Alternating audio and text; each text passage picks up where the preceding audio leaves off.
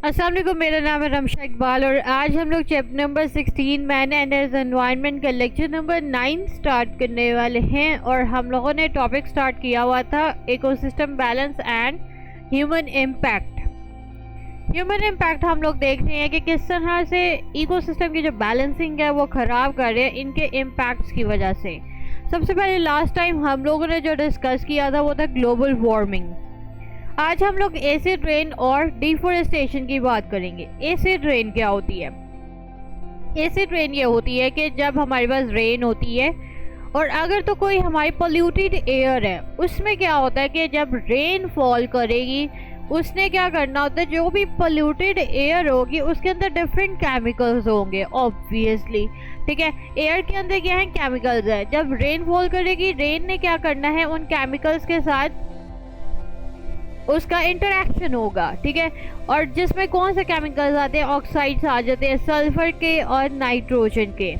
ठीक है, अब हमारे पास जब बारिश रुक जाएगी फिर क्या होगा कि जब सनलाइट की प्रेजेंस होगी तो ये जो केमिकल्स होंगे ये वाटर वेपर्स की फॉर्म में प्रेजेंट रहेंगे। ठीक है, और फिर सनलाइट की प्रेजेंस में इन्होंने क्या करना होता है, चेंज हो जाना होता है into the nitric acid and sulphuric acid. इतने खतरनाक ये एसिड्स बन जाते हैं और फिर ये एसिड्स नाइट्रिक एसिड और सल्फ्यूरिक एसिड की फॉर्म में तब तक रहेंगे जब तक कि हाई टेम्परेचर रहेगा।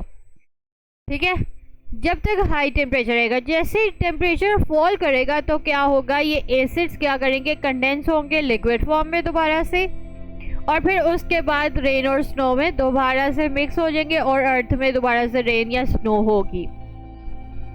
इससे क्या होता है कि रेन जो होती है उसकी पीएच रेंज आती है 3 to 6, यानी कि ये एसिडिक रेन बन जाती है। इसे हम कहते हैं एसिड रेन। सबसे पहले क्या हुआ है, रेन है, पोल्यूटेड एयर के केमिकल्स के साथ उसने इंटरेक्ट करना है। केमिकल्स जो है वो हाई टेम्परेचर में रहेंगे in the form of water vapours, और उसमें कौन से केमिकल्स, उसमें कौन से एसिड्स आते हैं, नाइट्रिक एसिड है और सल्फ्यूरिक एसिड है। ठीक है, फिर उसके बाद वो दोबारा से जब टेम्परेचर फॉल करेगा वो लिक्विड फॉर्म में आएंगे और दोबारा से वो रेन और स्नो में मिक्स हो जाएंगे। ठीक है, और इस तरह हमारे पास ये एसिडिक रेन बन जाती है। अब हमारे आफ्टर इफेक्ट्स क्या आते हैं, इल इफेक्ट्स क्या आते हैं एसिड रेन के, वो देखते हैं। सबसे पहले तो ये आता है कि जो भी रिवर्स हैं, लेक्स हैं, उनके अंदर जो भी न्यूट्रिएंट्स प्रेजेंट होते हैं वो सारे डिस्ट्रॉय हो जाते हैं एसिड रेन की वजह से। इसके अलावा वाटर की जो पीएच है वो भी कम हो जाती है। अब जैसे ही वाटर की पीएच कम हुई है तो उसमें जो भी रिवर्स हैं, वाटर बॉडीज़ हैं जितनी भी आती हैं, रिवर्स, लेक्स वगैरह, ठीक है, उसके अंदर जब उनकी पीएच कम हो जाएगी वाटर की, तो वहाँ पे जितने भी एनिमल्स होंगे जो कि सी वाटर या मेरीन एनिमल्स जितने भी आते हैं वो सारे क्या होंगे, उस पीएच में सरवाइव ही नहीं कर पाएंगे। तो जितने भी एक्वाटिक एनिमल्स होंगे वो सारे डेड हो जाएंगे। ठीक है, अब हम सॉइल के लिहाज से बात करते हैं। एसिड रेन क्या करेगी, सॉइल के अंदर भी जितने न्यूट्रिएंट्स होते हैं वो सारे वॉश आउट कर देगी, और साथ में जो ट्रीज की जो बार्क्स होती हैं, लीव्स होती हैं, वो सारे डैमेज हो जाएंगे। इसके अलावा ट्रीज की जो रूट हेयर्स होते हैं जो सॉइल के अंदर प्रेजेंट होंगे वो भी सारे हार्म होंगे। इसके अलावा जो ट्रीज के अंदर लीफ के पिगमेंट्स होते हैं जिसमें क्लोरोफिल है, जिससे हमारे पास जो लीव्स के जो कलर्स आते हैं इन पिगमेंट्स की वजह से वो भी सारे डिस्ट्रॉय हो जाएंगे एसिड रेन की वजह से। अब हम बात करते हैं मेटालिक सर्फेसिस की, जो बिल्डिंग्स वगैरह में भी होती हैं, ये भी सारी कोरोडेड हो जाएंगी, ख़राब हो जाएंगी।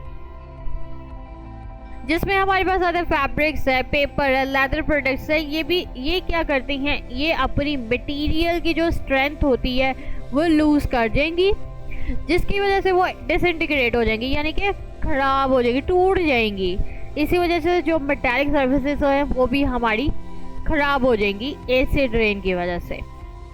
इसके अलावा जो हमारे पास बिल्डिंग मटेरियल्स आते हैं जिसमें लाइमस्टोन है, मार्बल है, डोलोमाइट, मोटर, स्टेट, जितने भी ये मटेरियल्स आते हैं ये भी एसिड रेन की वजह से वीक हो जाती हैं, उनकी स्ट्रेंथ कम हो जाती है। ठीक है, और ये क्यों होती है, क्योंकि उधर फॉर्मेशन हो जाती है सॉल्युबल कंपाउंड्स की, इसकी वजह से उनकी जो स्ट्रेंथ होती है वो भी क्या हो जाती है, वीक हो जाती है। इसके अलावा एसिड रेन की वजह से क्या होता है कि जो भी हिस्टोरिकल मॉन्यूमेंट्स आते हैं, ठीक है, वो भी सारे डैमेज हो जाते हैं।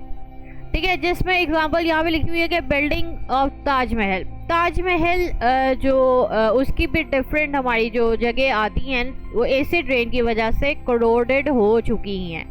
तो सारी बिल्डिंग्स भी हमारी इससे अफेक्ट होती हैं एसिड रेन की वजह से। अब हम बात करते हैं दूसरी ह्यूमन इम्पैक्ट की, वो है डिफोरेस्टेशन। डिफोरेस्टेशन क्या होती है ये आपको पता ही होगा कि इसमें क्या होता है, इसमें फॉरेस्ट को हम लोग काट देते हैं। अच्छा, फॉरेस्ट हमारे पास ख़त्म हो सकते हैं, उनकी क्लियरिंग हो सकती है, ये ह्यूमन इम्पैक्ट्स की वजह से भी हो सकती है और नेचुरली भी हो सकती है। अगर आग लग जाए पूरे फॉरेस्ट में तो वो भी जो है वो सारे फॉरेस्ट जो है वो डैमेज हो जाते हैं। अब क्लियरिंग क्यों की जाती है? क्लियरिंग ह्यूमंस ऑब्वियसली अपने पर्पसेस के लिए करते हैं, जिसमें एग्रीकल्चर है, फैक्ट्रीज है, रेल रोड्स वगैरह एटसेट्रा, सारी इस तरह की चीज़ों के लिए करते हैं। इसके अलावा ह्यूमंस ने क्या करना होता है, वुड लेनी होती है, लंबर जिसे कहते हैं। क्यों लेनी होती है वुड? जिससे वो स्ट्रक्चर्स बना सके। जैसा पेपर की जो फॉर्मेशन होती है ये वुड से ही होती है। इसके अलावा हीट की प्रोडक्शन करनी हो तो वो भी वुड लेते हैं और हीट की प्रोडक्शन करते हैं। ठीक है, ये ह्यूमंस अपने पर्पसेस के लिए करते हैं। इसके अलावा इसमें क्या आता है कि ह्यूमंस क्या करते हैं, एक और नुकसान ये होता है, ह्यूमंस क्या करते हैं, जो फॉरेस्ट के एनिमल्स होते हैं उनको प्रे करते हैं। ठीक है, अब जब फॉरेस्ट के एनिमल्स का असल में रोल क्या होता है, वो यूज़ होते हैं as a predators for the insect pest. यानी कि जो भी फॉरेस्ट में इंसेक्ट पेस्ट होते हैं ये उनको खाते हैं, जो भी फॉरेस्ट के एनिमल्स होते हैं। अब हम क्या करते हैं, हम ये करते हैं कि फॉरेस्ट एनिमल्स को ही शिकार कर देते हैं, जिसकी वजह से क्या होता है, इंसेक्ट पेस्ट ज़्यादा होने शुरू हो जाते हैं और वो फॉरेस्ट को डिस्ट्रॉय कर देते हैं, उनकी शूट्स खाना शुरू कर देते हैं और इसके अलावा डिजीजेस भी स्प्रेड होना शुरू हो जाती हैं। अब हमारे पास इफेक्ट्स क्या आते हैं डिफॉरेस्टेशन के? इसमें हमारे पास फ्लड्स आते हैं, ड्रॉट्स आ जाते हैं, यानी कि खुश्की हर तरफ छा जाती है, लैंडस्लाइडिंग होती है।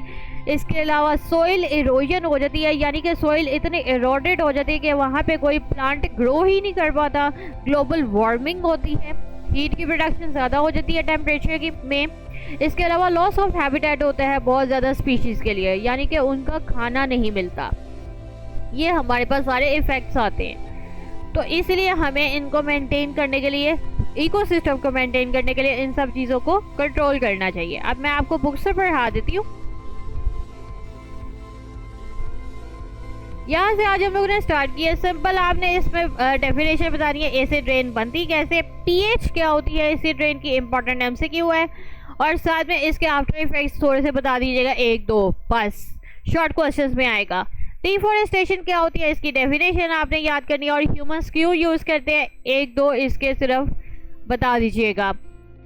इसके अलावा इफेक्ट्स ऑफ डिफॉरेस्टेशन में क्या लॉसेस आते हैं, ये भी सारा कुछ इंपॉर्टेंट शॉर्ट क्वेश्चन है, आ सकता है। ठीक है, तो आज का टॉपिक बहुत ईजी था और ये आप अपनी वर्डिंग में भी लिख सकते हैं, और ये आपने सब शॉर्ट क्वेश्चंस के लिए प्रिपेयर करना है। अगर आपको वीडियो पसंद आई है तो लाइक करें, शेयर करें, सब्सक्राइब करें।